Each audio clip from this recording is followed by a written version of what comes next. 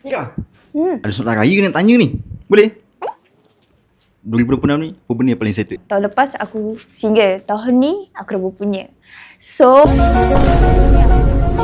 bawa dia balik kampung. So dia cakap apa?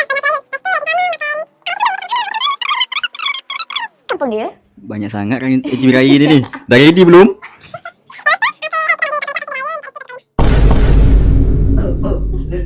Nuril, untuk tahun 2026 ni, raya ni kan, apa benda yang buat kamu paling excited? Balik kampung. Kampung? Mana? JB. JB kat mana? JB. Orang lain lah. Syamil, untuk raya tahun ni, apa benda yang buat kamu paling excited? 2 hours later. Ha? Raya tahun ni, apa benda yang buat kamu paling excited? Raya rumah crush, beli baju raya, pasang kereta baru, pakai kereta baru.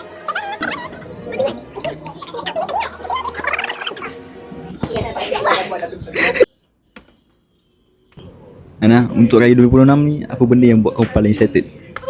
Excited pun. Raya single. JJ, saya nak tanya lah. Untuk raya ni, apa yang paling excited? I tak tahu, tak pasti sebab I kan Cina. Waduh. Aku tahu. Ya? Apa? Apa tadi soalan?